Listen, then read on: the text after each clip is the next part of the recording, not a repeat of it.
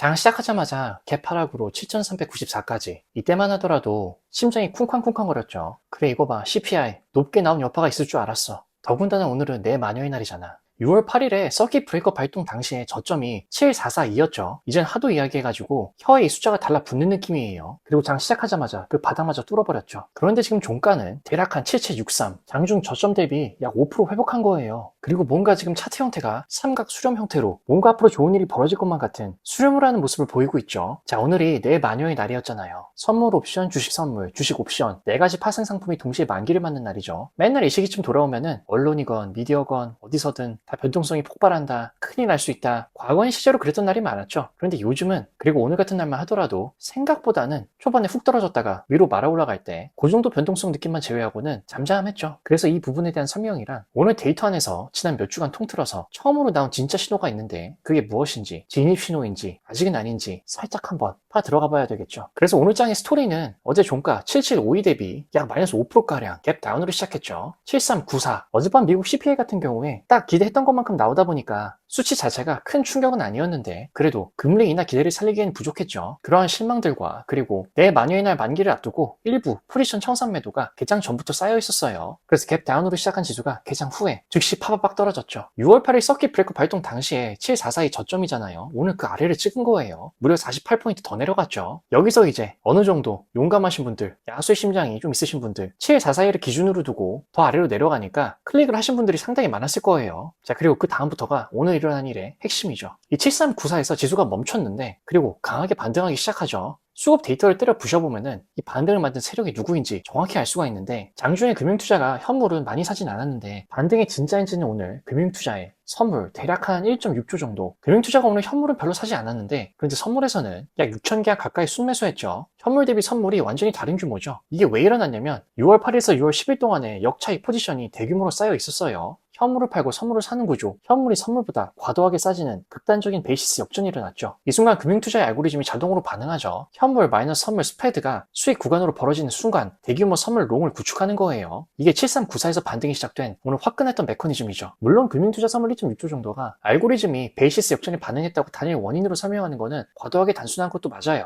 실제로는 ETF 해지 리밸런싱 플러스 ELS 델타 해지 플러스 차익 거래가 동시에 섞여서 나온 숫자죠. 하지만 핵심은 맞는 게 7394 급락 순간에 이 모든 메커니즘이 동시에 사용한다는 신호를 받은 거고 그게 합산되어서 선물 1.6조 정도로 그 진심이 드러난 거죠. 그리고 투신도 오늘 현물 약 5천억가량, 주식 선물은 약 2,000계약 이상 동시에 샀죠. 어제 투신이 현물을 약 마이너스 4,700억 정도 팔았는데 하루 만에 방향이 완전히 바뀐 거예요. 투신의 선물까지 합산하면 추가로 수천억 규모의 상승 포지션이 쌓여 있는 거죠. 그리고 세 번째 힘은 아직 금액은 미미하지만은 방향성에 있어서는 하나의 좋은 사인이 될 수 있는 게 연기금이 장 종료 후에는 마이너스로 반전됐지만 장 중에는 현물을 대략 한 3천억대 매수했죠. 장 중에는 이게 또 어느 정도 방어벽 역할을 한 게 반등의 엔진은 아니었지만은 6월 2일 이후에 연기금의 흐름을 보면은 6월 5일에는 마이너스 605억, 6월 8일 서킷 브레이커 때는 약 플러스 500억, 6월 9일 반등 때는 마이너스 230억 정도, 6월 10일 재하락 때는 마이너스 2,500억 정도, 금일엔 장중에 플러스 3천억 정도 됐어요. 어느 정도는 좀 의미 있는 전환이었는데 그런데 장 막판에는 지금 또 마이너스로 반전됐죠. 애프터마켓 끝날 때는 어떻게 될지 모르겠지만은 여튼 연기금이 지수가 빠질 때마다 관망하거나 오히려 팔다가 오늘 장중에는 어느 정도 손가락 하나 정도는 걸고 순매수로 들어온 거예요. 연기금 같은 경우에 뭐 국민연금, 사학연금, 공무원 연금 등이잖아요. 수십 년의 시계를 가지고 움직이다 보니까 단기 변동성에는 별로 흔들리지가 않죠. 그런데 오늘 왜 샀다 팔았는지 여튼 이 레벨이 충분히 싸다라는 판단이 섰을 때만 그때 연기금들은 대규모 매수를 실행합니다. 오늘은 아주 살짝 정도 장중에는 7394에서 샀던 거죠. 그래서 이 조합이 오늘도 외국인은 정말 꾸준히 매도를 했는데 약 현물 마이너스 2조 정도 이걸 막아내면서 지수를 7394에서 7800까지 끌어올린 거죠. 자, 다만 반등의 한계는 있었는데 약 10시경에 빠르게 반등해서 7,800을 터치는 했는데 이 고가에서 다시 눌렸죠. 장중에는 외국인 현물이 마이너스 3조까지 갔어요. 어제와 같았던 수준이고 아직 크게 감소하진 않았죠. 즉 이 수준에서 지금 7,800에서 물량을 쏟아내고 있는 겁니다. 그래서 종가는 대략 한 7790, 고가 대비 소폭 하락한 위치죠. 그래서 오늘 장의 구조를 한 줄로 정리하자면 금융투자 선물과 기관이 7394에서 받아냈고 외국인이 7,800에서 팔았다. 그리고 요즘 들어서 계속 그러고 있긴 하지만은 왜 내 마녀의 날이 조용했나? 솔직히 외국인의 코스피 옵션 포지션은 KRX 한국거래소에서만 관리되진 않아요. 글로벌 기관이 코스피 옵션을 관리한 시제 경로는 2010년 8월에 KRX와 독일 유렉스 거래소가 공식 연계를 시작했죠. 유렉스 KRX 링크라고 불러요, 이거를. 이 연계로 글로벌 기관들은 한국 시장이 닫혀있는 밤 시간, 한국 기준으로는 오후 6시에서 다음날 오전 5시까지죠. 여기서 유렉스에서 코스피 200 옵션과 미니 코스피 200 선물을 거래할 수 있어요. 그래서 메커니즘이 이렇게 작동합니다. 글로벌 기관들이 유렉스에서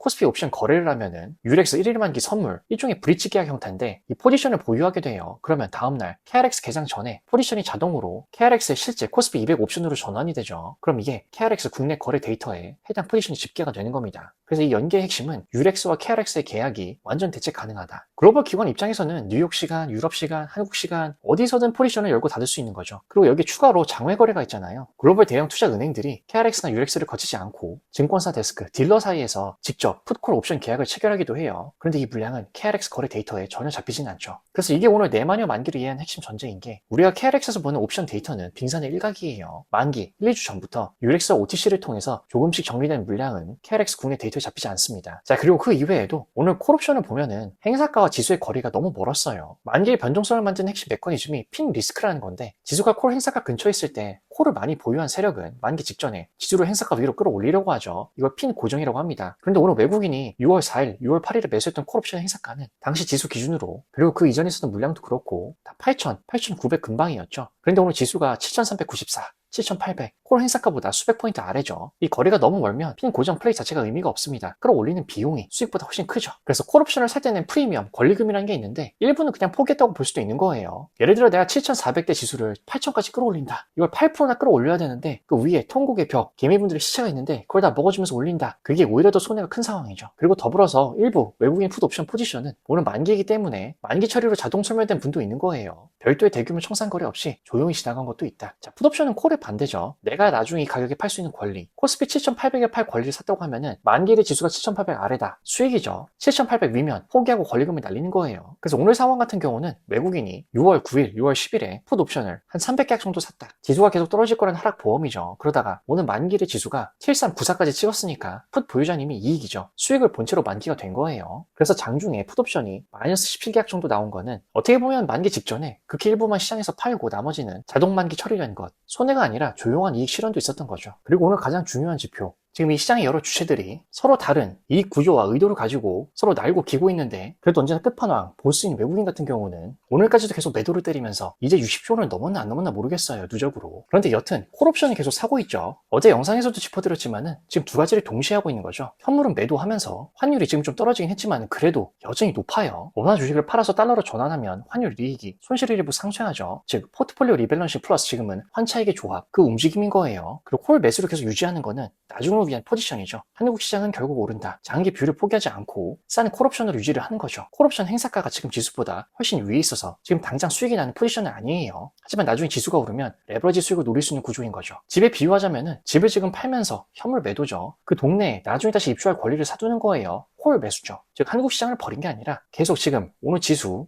아래에서 끌어올리면은 8,000선에서 매도하듯이 현금화하고 더 싸게 다시 사려는 구조. 그래서 가장 중요한 질문은 어떻게 보면 이게 핵심이겠죠 오늘. 도대체 외국인의 매도는 언제 멈추는가? 왜 이렇게 오랫동안 외국인이 이렇게 많이 거의 역사적인 금액 같은데 근데 어떻게 보면 반대로 코스피가 이렇게 역사적으로 올랐던 적이 없었죠. 그러니까 어떻게 보면 이런 현상이 굉장히 노멀한 걸 수도 있는 겁니다. 어쩔 수 없이 환율 때문이죠 일단은. 팔기에 너무 유리하고 솔직히 외국인 입장에서 생각해보면은 작년에 환율이 1,350원일 때 한국 주식을 샀다. 지금 팔면은 주가가 마이너스 15% 내려도 환율이 플러스 15% 올라서 달러 기준으로는 거의 손실이 없죠. 즉 지금 팔면 주가 손실을 환율 이익이 상쇄해 주는 거예요. 이 환경이 유지되는 한 외국인에게 팔 동기는 계속 있는 거죠. 결국 이 구조를 바꿀 수 있는 거는 달러 약세. 달러가 약해지면 환율 이익이 사라지고 매도 동기도 줄어들죠. 그리고 MSCI 같은 경우 반기마다 각국의 시가총액 비중을 재조정하죠. 5월 말 리밸런싱에서 한국 비중이 조정됐고 이 물량이 6월 초부터 실행이 되고 있어요. 계속 지금. 그리고 이 리밸런싱이 보통 발표 후 4에서 6주 정도 이렇게 걸쳐서 집행이 돼요. 5월 말 발표 기준으로 계산을 하면은 6월 중순, 하순에 마무리될 가능성이 높은 거죠. 그리고 외국인 지금 누적 매도액이 60조 원 정도는 이 물량의 대부분이 지금 거의 소화되고 있다. 그 신호일 수도 있어요. 그리고 이 외에도 헤지펀드들의 전략적인 매도도 섞여 있죠. 당시 브로드컴 가이던스 실망, 엔비디아의 앞으로의 전략은 메모리 수요를 떨어뜨린다. 물론 그 이후에 깜보 치킨으로 돌아가셔서 기분이 좋아지신 황 사장님이 다시 시장에 신뢰를 부여하셨지만 이 포트폴리오 조정은 한번 시작되면 어느 정도는 계속 이어지는 그 관성이 있습니다. 그래서 이제 6월 17일, 18일 케빈 워시 의장이 금리 인하 시그널을 주면 달러가 약해지겠죠. 달러 약세, 원화 강세, 환율이 하락한다. 외국인 환채 구조가 소멸된다. 매도 동기도 감소되죠. 이 시퀀스가 가장 강력한 외국인 매도 종료 트리거예요. 그래서 케빈 워시 의장의 그 새치혀가 현재 지금 전 세계인의 계좌를 책임지고 있는 거예요. 그리고 오늘 CPI가 참 예상만큼 높게 나오긴 했는데 예상만큼 높게 나왔죠. 이게 과연 FOMC에서 완화적 발언으로 이어질 수 있을까? 다만 현재 시점에서 봤을 때 어느 정도 급하신 분들이면 정말 손가락이 너무 근질근질해서 오늘 단타로 수익을 보신 분들이면은 더 몸이 달아오르고 있겠죠. 다만 누누이 말씀드리자면은 한 달 넘게 지금 코스피 9,000포인트 아래에 쌓여있는 그 개인 투자자분들의 오버행 물량, 외국인이 매도한 금액과 거의 1대1 매칭된다고 보시면 되죠. 이 물량이 현재 지수 기준으로는 이미 이분들은 대략 한 마이너스 10에서 마이너스 15% 손실권이에요. 즉 이 물량이 지수가 7,800에서 9,000 구간 이제 좀 오르면 팔자라는 그 오버행으로 대기 중인 거죠. 지수가 반등할 때마다 천장을 누르는 구조. 결국 그렇다면 이 오버행은 어떻게 해소가 될 수 있을까? 역사적으로 세 가지 방법이 있죠. 첫째는 시간 소화. 횡보하는 동안에 손실권 매수자들이 포기를 하고 팔고 낮은 가격에 새로운 매수자가 들어오는 거예요. 손바꿈이 일어나야 되는 거죠. 솔직히 이거는 몇 개월 정도 더 걸릴 수밖에 없습니다. 둘째는 외국인들의 강제 매수죠. 외국인들이 대규모로 들어오면서 개인 물량을 가격을 올리면서 흡수를 하는 거다. 개인분들이 그때 수익이 났다고 팔면 그 물량을 외국인들이 계속 사는 거예요. 급등주를 보면은 이러한 패턴이 꽤 많죠. 그래서 물리셨던 분들이 본전이 왔을 때 정말 어유 다행이다 팔아버릴 때 그때가 언제나 다시금 2배, 3배 올라갈 때에 초입기였어요. 이 시나리오대로다. 그럼 오버행이 상대적으로 빠르게 해소될 수도 있는 거죠. 세 번째는 가장 악랄한 방법인데 추가 하락을 시켜서 강제 손절을 시킬 수 있겠죠. 지수가 더 내려간다. 그때부터는 정말 공포스러워집니다. 손절 매물이 한꺼번에 쏟아지고 나면 그 후에 오버행 이슈가 사라지죠. 그럼 그 이후에 반등이 강하죠. 이 과정에서 그런데 가장 피해를 많이 보는 분은 개인 투자자분들. 중요한 게 지금 상황은 그 8,000에서 9,000 사이의 물량들이 절반도 소화되지 않았어요. 지수 하락 중에 손절한 물량이 일부 있었겠지만은 아직까지는 다 손실권에 잠겨 있는 거죠. 만약에 FOMC 이후에 외국인들이 매수로 전환하는 시나리오 방법 2번이 현실화되면은 오버행이 빠르게 해소되면서 위로 가는 그림이 나옵니다. 반대로 외국인이 계속 판다. 1번 시간 소화를 하거나 아니면 3번 충격 쇼크 방법이죠. 추가 하락으로 귀결된다. 그렇기 때문에 지금 이 사이클에서 가장 중요한 거는 황 사장님도 계시고 SK하이닉스, 삼성전자